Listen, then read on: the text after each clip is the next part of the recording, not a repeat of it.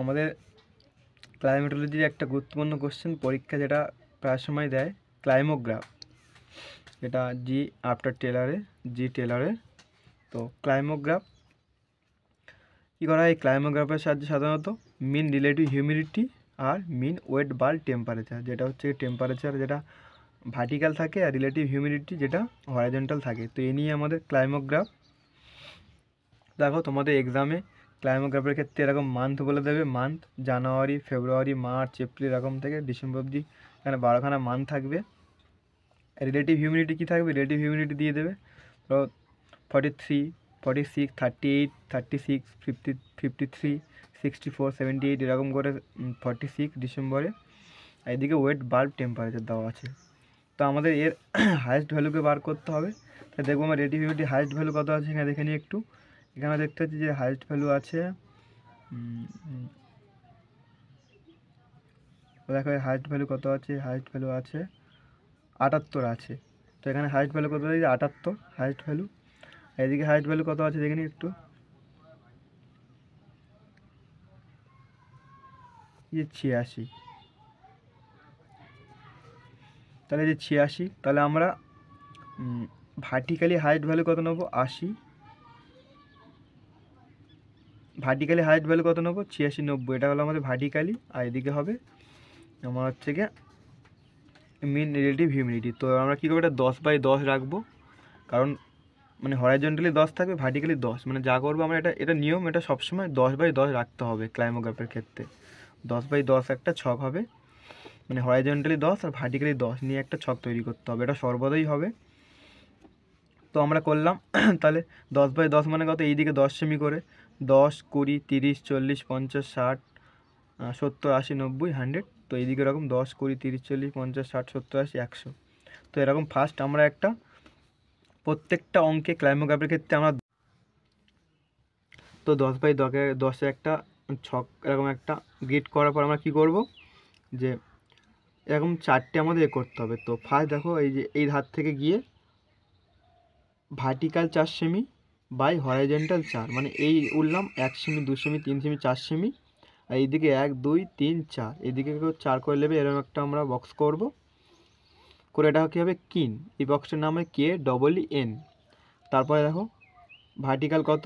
1, 2, 3, 4 semi, আর horizontal 1, 2, 3, 4। তো এই 4/4 একটা বক্স করব করে, এই বক্সটা এরকম একটা বক্স করে দেবো। এই বক্সটা স্কর্চিং। আর সেম জিনিস দেখো, এই ধারে বক্সটা কত? হরাইজন্টাল যদি ধরি 1, 2, 3 সেমি, আর ভার্টিক্যাল 1, 2, 3, 4, 3/4 এরকম একটা বক্স করবো। এই বক্সটার নাম হলো মুগি। আর এই একটা বক্স, এই বক্সটা কত? 1, 2, 3, আর ওপরে 4 সেমি। তো এই ধার থেকে গিয়ে 3 এবং ওপরে উঠবো 4 সেমি। এই বক্সটার নাম হবে র। তো আমরা এই কাজটা পুরো কমপ্লিট করে নেবো। নেওয়ার পর কী হবে? আমরা যে মানগুলো করলাম, এই যে মানগুলো দেখো, এই মানগুলো করলাম, তাহলে ফার্স্টে কত? 43। তাহলে 43 এ আমরা কত করে স্কেল ধরেছিলাম? Vertically 10, horizontally 10। তাহলে আমরা 43 ডিভাইডেড 10 করলে কী হয়? 4.3। তাহলে আমরা রিলেটিভ হিউমিডিটি আমরা কি হরাইজন্টাল দেখাই, তাহলে এইদিকে আমরা কত আসবো?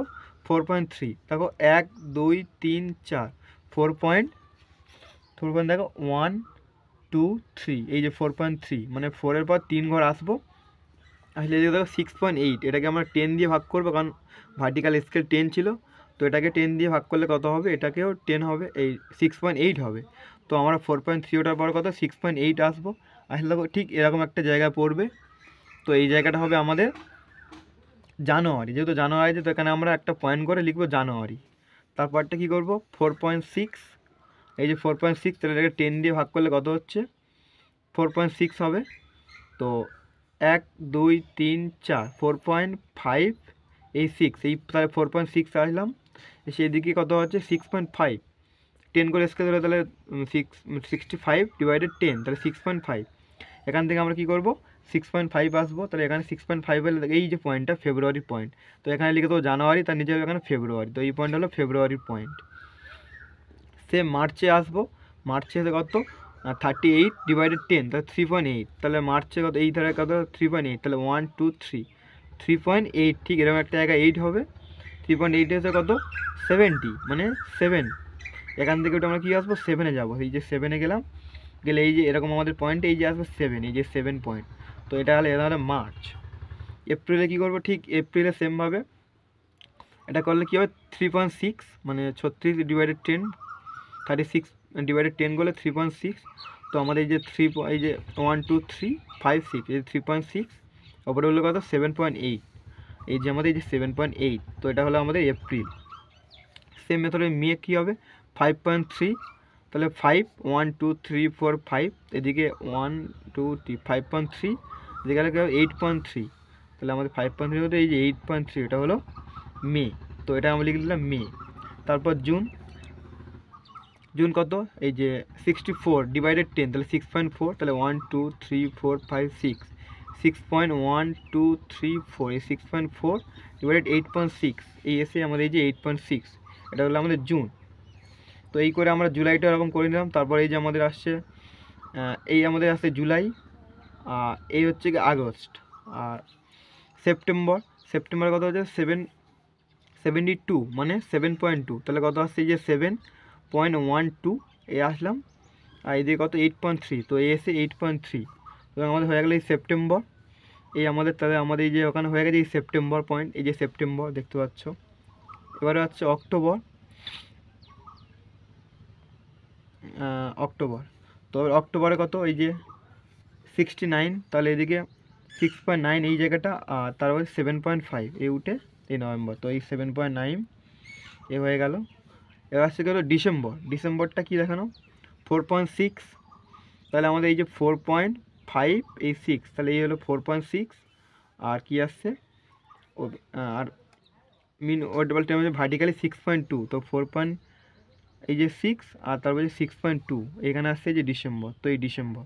তো দেখো ছকটা কীরকম হলো, এই গেছে এই শুরু হয়েছে জানুয়ারি, তার নিচে একটু ফেব্রুয়ারি, এই মার্চ এপ্রিল মে, তারপর দেখো এই যে জুন জুলাই, এদিকে আগস্ট, এটা হলো সেপ্টেম্বর, এই যেখানে সেপ্টেম্বর হয়েছে এই জায়গাটা ঠিক হয়েছে অক্টোবর, এই জায়গাটা এসেছে অক্টোবর, এই জায়গাটা ঠিক নভেম্বর এসেছে এই, আর ডিসেম্বর এই হলো।